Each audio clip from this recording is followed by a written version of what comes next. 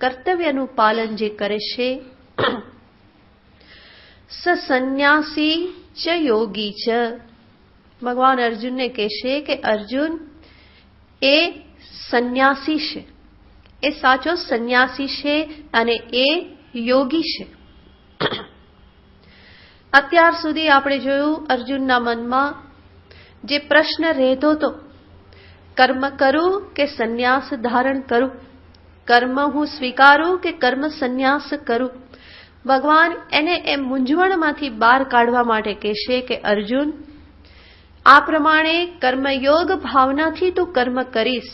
કર્મયોગ ભાવનાથી કર્મ કરવું એનો અર્થ છે કર્મ ફળનો ત્યાગ કરવો. ત્યાગ કરવો એનો અર્થ એના માટેની જીદ, દુરાગ્રહનો ત્યાગ કરવો. અને આ ત્યાગ એ જ સંન્યાસ છે. તો ભગવાન અર્જુનને કહેશે કે અર્જુન, જંગલમાં જઈને સંન્યાસ લેવાનું તો પછી થશે, અત્યારે જ તું સંન્યાસી બની જા. કેવી રીતે સંન્યાસી બની જઈશ? સંન્યાસનો અર્થ છે જેમાં ત્યાગ રહેલો છે. અને તું શેનો ત્યાગ કર? કર્મફળ માટેના દુરાગ્રહનો, જીદનો ત્યાગ કર. તો તું શું છે? તું સંન્યાસી જ છે. તો આ રીતે ભગવાન કર્મયોગીને શેનું બિરુદ આપે છે? સંન્યાસીનું બિરુદ આપે છે. કે કર્મયોગી એ પણ કોણ છે? સંન્યાસી છે. કારણ કે એ કર્મફળનો, આસક્તિનો, જીદનો, દુરાગ્રહનો, આ બધાનો ત્યાગ કરે છે.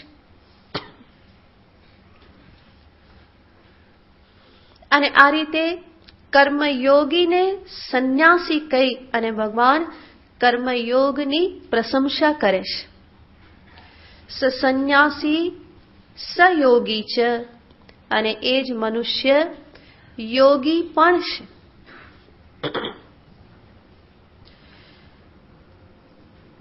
એ કર્મયોગી છે અને એ સંન્યાસી છે.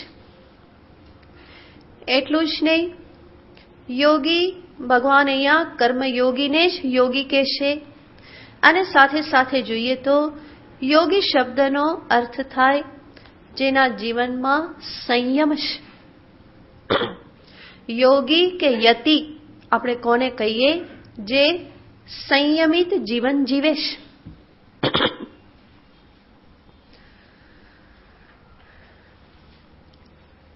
તો એને યોગી કે યતિ કહેવામાં આવે. કર્મયોગ જે છે એ કર્મયોગ પણ એક દ્રષ્ટિએ મારા જીવનમાં સંયમની સ્થાપના કરે છે. મારા મનને શુદ્ધ બનાવે છે, રાગ દ્વેષથી મુક્ત કરે છે.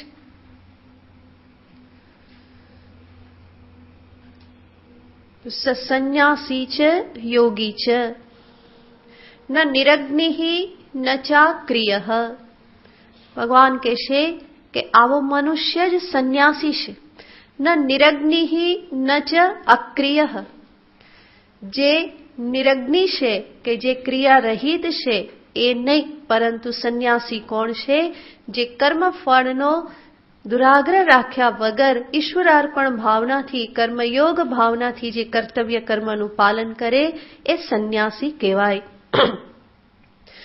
સંન્યાસ જે બાહ્ય સંન્યાસ જે ધારણ કરવામાં આવે એમાં મુખ્ય બે વસ્તુ હોય છે. એને નિરગ્નિ કહેવામાં આવે છે. નિરગ્નિનો અર્થ છે જેણે અગ્નિ કર્મનો ત્યાગ કર્યો છે. સંન્યાસી કેવો હોય તો કે નિરગ્નિ, જેણે અગ્નિ કર્મનો ત્યાગ કર્યો છે. અગ્નિ કર્મનો અર્થ થાય જ્યાં અગ્નિમાં કંઈક આહુતિ આપવાની હોય. તો અગ્નિ કર્મ એ શાસ્ત્ર વિહિત વૈદિક કર્મ છે. જે હોમ, હવન, યજ્ઞ, યાગાદિ, અગ્નિહોત્રાદિ આદિ જે કર્મ છે કે જ્યાં અગ્નિમાં કંઈક આહુતિ આપવાની હોય તો એને અગ્નિ સંબંધી કર્મ કહેવાય. જ્યારે સંન્યાસ ધારણ કરવામાં આવે તો સંન્યાસનો અર્થ છે આ વૈદિક કર્મ કરવામાંથી એને છુટ્ટી મળે છે. શાસ્ત્ર દ્વારા જે કર્તવ્ય કર્મ પ્રાપ્ત થયેલ હતું એ કર્તવ્ય કર્મમાંથી શાસ્ત્ર જ એને છુટ્ટી આપે છે. વૈદિક કર્મનો અધિકાર કોને પ્રાપ્ત થાય તો કે યજ્ઞોપવિત ધારણ કરે, શિખા ધારણ કરે, એ શિખા સૂત્ર જેણે ધારણ કર્યા છે એને વૈદિક કર્મનો અધિકાર છે. જ્યારે સંન્યાસ આપવામાં આવે ત્યારે ગુરુ ચોટી કાપે અને જનોયનો ત્યાગ કરાવે, સૂત્ર પણ કાપે. તો શિખા સૂત્રથી એને મુક્ત કરે એ સૂચક છે કે વૈદિક કર્મથી હવે એને છુટ્ટી પ્રાપ્ત થયેલી છે. એટલા માટે સંન્યાસીને શાસ્ત્રીય શબ્દમાં નિરગ્નિ કહેવામાં આવે કે જેણે હવે જીવનમાં અગ્નિ કર્મ કરવાનું નથી. અને બીજું છે અક્રિય. અક્રિય જેના જીવનમાં ક્રિયાઓ, વ્યવહારોનો અભાવ છે. જેનું જીવન કેવું છે તો કે એ વ્યવહારોમાં, કર્મોમાં અટવાયેલો નથી, પરંતુ એમાંથી જે નિવૃત્ત થઈ અને પોતાનો મોટા ભાગનો સમય પરમાત્મા ચિંતન, શાસ્ત્ર શ્રવણ, મનન, નિધિધ્યાસનમાં જે વ્યતીત કરે છે. તો અન્ય વ્યવહારો, અન્ય ક્રિયાકાંડ, કર્મો આદિથી જે મુક્ત છે એને કહેવાય અક્રિય. ભગવાન આ અર્જુનને કહેશે કે અર્જુન, સંન્યાસી એટલે માત્ર જે નિરગ્નિ હોય કે અક્રિય હોય એ જ નહીં, પરંતુ જે કર્મફળનો ત્યાગ કરે છે એને પણ શું કહેવું? સંન્યાસી કહેવું. પહેલો તો સંન્યાસી છે જ, પરમ ભગવાન કહેશે કે એ જ માત્ર સંન્યાસી છે એવું નથી, તું પણ સંન્યાસી થા, પરંતુ કેવો? શિખાસૂત્રનો ત્યાગ કરનારો નહીં, નિરગ્નિ કે અક્રિય થઈને બેસનારો નહીં, પરંતુ કેવો સંન્યાસી થા? તું કર્મયોગી સંન્યાસી થા, કર્મફળનો ત્યાગ કરનાર થા. સંન્યાસી જે છે એ કર્મ સંન્યાસ કરે છે અને કર્મયોગી કર્મ ફળનો સંન્યાસ કરે છે. તો બંનેમાં જે ત્યાગ જે છે કેવો છે? સમાન છે. એક કર્મ ત્યાગ કરે અને બીજો કર્મ ફળનો ત્યાગ કરે છે. ભગવાન કહેશે સર્વપ્રથમ કર્મ ફળનો ત્યાગ કરતા શીખ, તો આગળ જતા ક્યારેક કર્મ સંન્યાસ પણ પ્રાપ્ત કરી શકાશે. સીધે સીધો કર્મનો ત્યાગ કરવો કોઈ રીતે યોગ્ય નથી. કર્મ વાસના અંદર રહેલી હોય છે અને એને જ્યાં સુધી સંભાળવામાં ન આવે ત્યાં સુધી કર્મ ત્યાગ કરવો સંભવ નથી. કર્મેન્દ્રિયોમાં, જ્ઞાનેન્દ્રિયોમાં એક પ્રકારનો વેગ, સંસ્કારોના કારણે એક પ્રકારનો વેગ હંમેશા આવતો રહેતો હોય છે. અને એ વેગને જ્યાં સુધી મનુષ્ય સંભાળતા ન શીખે ત્યાં સુધી એણે કર્મ ફળ ત્યાગી એવા સંન્યાસી બની રહેવાનું હોય. બાકી બાહ્ય રીતે સંન્યાસ ધારણ કરી કર્મનો ત્યાગ કરી દે અને અંતરમાં કર્મફળનું ચિંતન ચાલતું રહે, ભોગનું ચિંતન ચાલતું રહે, તો એવા સંન્યાસમાં એવો સંન્યાસ જે છે એ સાધકને કોઈ રીતે ઉપયોગી નથી થતો. તો કર્મ વાસના જે છે એ કર્મ વાસના જલ્દી જતી નથી. તો એનો જે પ્રારંભ કરવાનો હોય એ કર્મ ફળના ત્યાગથી પ્રારંભ કરાય. અને કર્મ ફળનો ત્યાગ થાય, ધીમે ધીમે ધીમે અંતર શુદ્ધ થાય અને એ શુદ્ધ અંતરથી ધીમે ધીમે પછી કર્મની વાસના જે છે એ પણ ધીમે ધીમે શાંત થતી જાય. ભગવાન અર્જુનને કહેશે કે અર્જુન, અત્યારે કર્મ ત્યાગ રૂપી સંન્યાસ તારા માટે સંભવ નથી. તું ક્ષત્રિય છે, તને અત્યારે કર્તવ્ય રૂપે યુદ્ધ પ્રાપ્ત થયેલું છે અને એ ક્ષત્રિયના સંસ્કાર, યુદ્ધ માટેની વાસના, એ કર્મ વાસના તારા અંતરમાં છે. અને કદાચ અત્યારે પણ જો તું આ બધું છોડી અને જંગલમાં જઈને બેસી જઈશ તો પણ તારું ક્ષત્રિય લોહી તને બેસવા નહીં દે. ત્યાં જ્યારે તને કંઈક સમાચાર મળશે તો ફરી પાછો દોડીને આવીશ. તારી આજુબાજુ કંઈક ગરબડ થતી હશે તો બીજું કંઈ નહીં તો લાકડાના કે ઝાડના ડાળના પણ તીરકામઠા બનાવીને શું કરવા માંડીશ? ત્યાં પણ કંઈક ને કંઈક આવો ધંધો કરવા માંડીશ. મારા સ્વામી દયાનંદજી કે જ્યારે યોગ્ય રીતે મન શાંત ન થયું હોય અને એ જો વ્યક્તિ કર્મ સંન્યાસી બની જાય ને તો એ કર્મ સંન્યાસી બન્યા પછી પણ સાધુઓનું યુનિયન બનાવશે. ત્યાં પણ એ યુનિયન બનાવવાના કામ કરશે અને ત્યાં પણ કંઈક ને કંઈક ફરી પાછું ચાલતું રહેશે કે હવે આ કરવાનું છે, આ કરવાનું છે, આ કરવાનું છે. તો સાધુ અને યુનિયન આ બંને વસ્તુ કેવી છે? વિરોધી, વિપરીત છે. પણ એ શું કરે તો કે સંન્યાસી બન્યા પછી પણ એ જ કરે. અને પહેલા જો એ કન્સ્ટ્રક્શનનું કામ કરતો હશે તો સંન્યાસી બન્યા પછી આશ્રમો બનાવશે. બરાબર? ઘર બનાવો કે આશ્રમ બનાવો, નામ માત્ર એનું ફરી જવાનું. પહેલા ઘર બનાવતા હતા અને પછી શું બનાવશે તો કે આશ્રમ ઉપર આશ્રમ બનાવતા રહેશે. કામ તો એનું એ જ રહે. પહેલા પણ ગધેડા ગણતા હતા અને પછી પણ એ જ ગણવું પડે, ટ્રક ગણવા પડે કે ટ્રેક્ટર ગણવા પડે, એ જ બધું કરવું પડે. તો આવો સંન્યાસ શું કામનો? તો સંન્યાસ જે છે એ સંન્યાસ એક પરિપક્વ મનને માટે એ સંન્યાસ છે. અપરિપક્વ મન સાથે સંન્યાસ ગ્રહણ કરવામાં આવે એ ક્યારેય કલ્યાણકારી થતો નથી.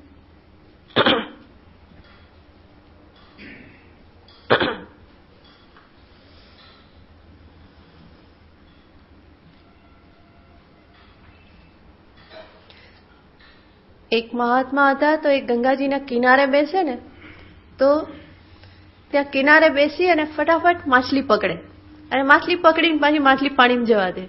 કોઈ એને પૂછ્યું કે મહાત્માજી આ શું કરો છો? તો કે શું કરું કે બંગાળનું શરીર છે, બંગાળી અને માછલા અભિન્ન હોય, બરાબર? એ કે શું કરું, બંગાળનું શરીર છે અને કે હું પહેલા કે માછલા પકડવામાં પહેલો નંબર આવતો હતો. તો કે આદત પડેલી છે કે માછલી દેખાય એટલે પકડી લેવી. પણ સાધુ થયો છું હવે તો કે એને મારતા તો જીવ ચાલે નહીં, કેવી રીતે જીવન એનું પેલું કરાય, એટલે પકડીને ફરી પાછું છોડી દઉં કે પકડવાનું તો ચાલુ જ રહે. કેમ? એ વાસના છે, એ સંસ્કાર છે. તો એમાંથી બહાર આવવું પડે. નહીં તો આ જે કર્મેન્દ્રિયમાં જે વેગ જે છે, હાથમાં એવો વેગ આવે કે હાથ રોકાતા નથી, પગમાં એવો વેગ આવે કે પગ રોકાય નહીં અને એ આપણને ખેંચીને ક્યાંક લઈ જાય. વાણીમાં એવો વેગ આવી જાય કે ન બોલવાનું પણ બોલાઈ જાય. તો આ બધા જે વેગ જે છે એ વેગોને ખાડવા પડે, આવેશોને ખાડવા પડે. અને એ ખાડવા માટેનું સાધન છે કર્મયોગ. કર્મયોગ દ્વારા જ્યારે પહેલા આ બધી ભૂમિકા તૈયાર થાય ત્યાર પછી કર્મ સંન્યાસનો અધિકાર પ્રાપ્ત થાય. તો ભગવાન કહેશે કે સર્વપ્રથમ તું કર્મફળ ત્યાગી એવો સંન્યાસી બન. તો સસન્યાસી ભગવાન કહેશે એ પણ સંન્યાસી જ છે. માટે તું દુરાગ્રહ ન રાખ, હવે મનમાંથી કાઢી નાખ કે જંગલમાં જવું કે યુદ્ધ કરું. યુદ્ધ તું કર્મયોગ ભાવનાથી કર. તું શું બની રહીશ? સંન્યાસી જ બની રહીશ. વિશેષ પછી જોશું.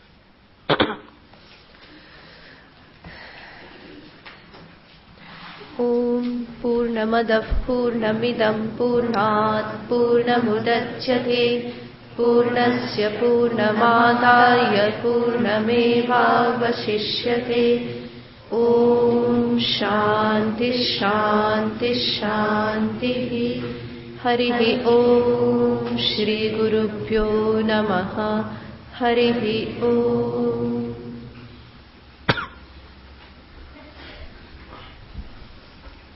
પ્રભુ એવી દયા કર. પાના નંબર 176. પાના નંબર 176. પ્રભુ એવી દયા કરતો વિષયની વાસના છૂટે.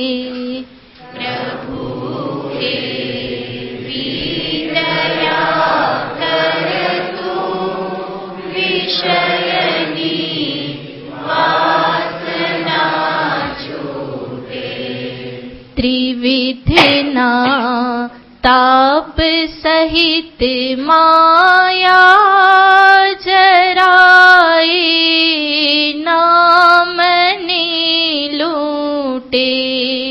ત્રિવિધના તાપ સહિત માયા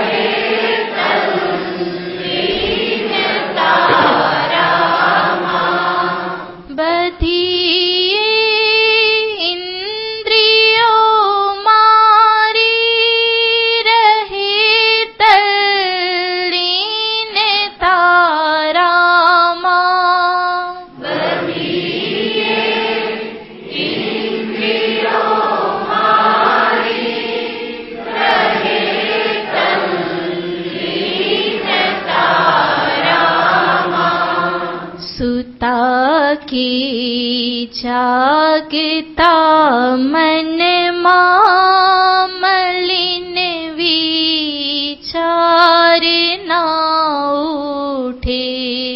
सुता के जागता मनमा मलिन विचार ना उठे। प्रभु दया कर तू विषयनी वासना छूटे। प्रभु दया कर तू विषयनी वासना छूटे।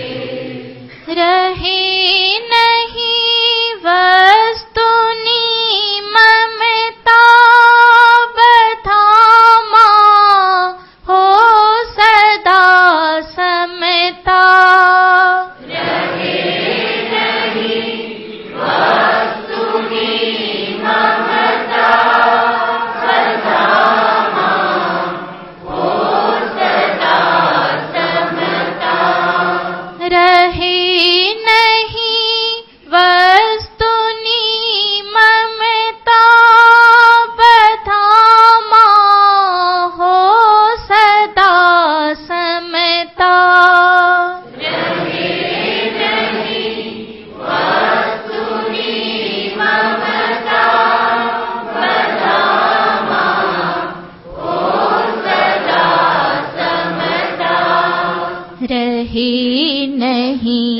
दंभ दिलड़ा त्रिगुणनी श्रृंखला टूटे। रहे नहीं दंभ दिलड़ा त्रिगुणनी श्रृंखला टूटे। प्रभु दया कर तू विषयनी वासना छूटे। प्रभु दया कर तू विषयनी वासना छूटे। पराया दोष जो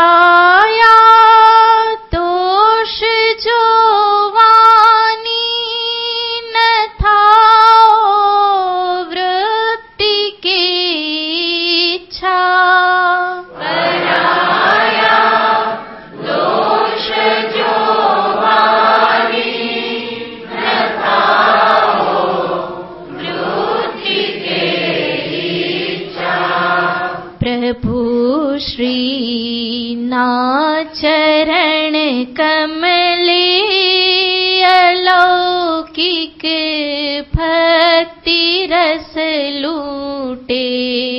प्रभु श्री चरण कमले अलौकिक भक्ति रस लूटे। प्रभु दया कर तू विषयनी वासना छूटे। प्रभु दया कर तू विषयनी वासना छूटे।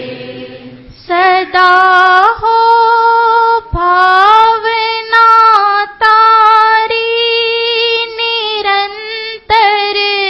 ध्यान हो तारो। सदा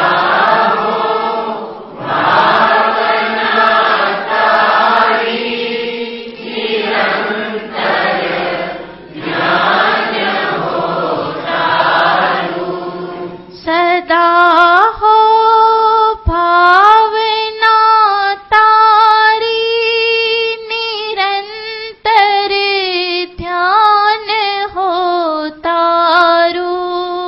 સદા હો ભાવના તારી, નિરંતર ધ્યાન હો તારું. રહું એકેતાને તારામાં, નહીં બીજું સ્મરણ ઉઠે. રહું એકેતાને તારામાં, નહીં બીજું સ્મરણ ઉઠે. રહું એકેતાને તારામાં, નહીં બીજું સ્મરણ ઉઠે. રહું એકેતાને તારામાં, નહીં બીજું સ્મરણ ઉઠે. પ્રભુ એવી દયા કર તું, વિષયની વાસના છૂટે. પ્રભુ એવી દયા કર તું, વિષયની વાસના છૂટે. ત્રિવિધના તાપ સહિત માયા જરાય નામની લૂટે. ત્રિવિધના તાપ સહિત માયા જરાય નામની લૂટે. વિષયની વાસના છૂટે. વિષયની વાસના છૂટે.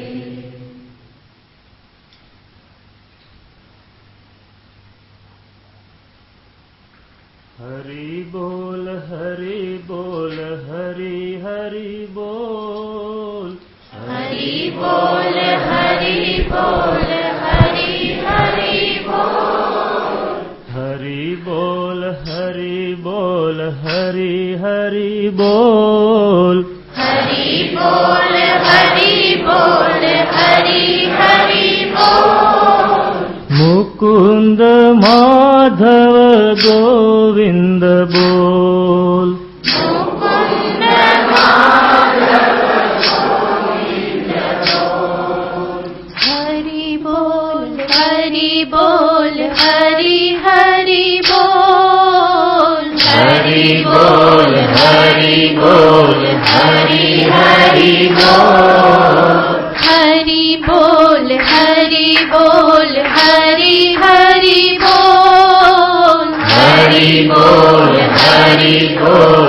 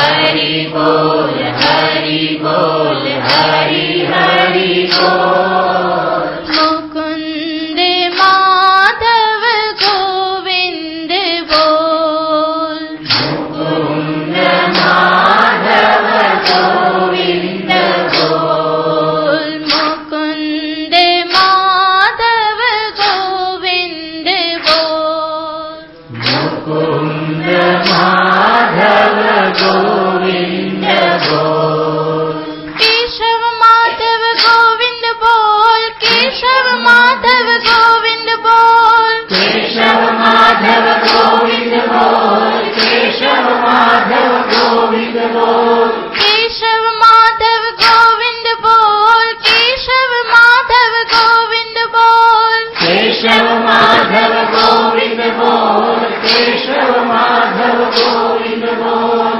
मुकुंद माधव गोविंद बोल मुकुंद माधव गोविंद बोल मुकुंद माधव गोविंद बोल मुकुंद माधव गोविंद बोल हरि बोल हरि बोल हरि हरि बोल हरि बोल हरि बोल हरि हरि बोल हरि बोल हरि बोल हरि हरि बोल हरि बोल हरि बोल हरि हरि बोल मुकुंद माधव गोविंद बोल मुकुंद माधव गोविंद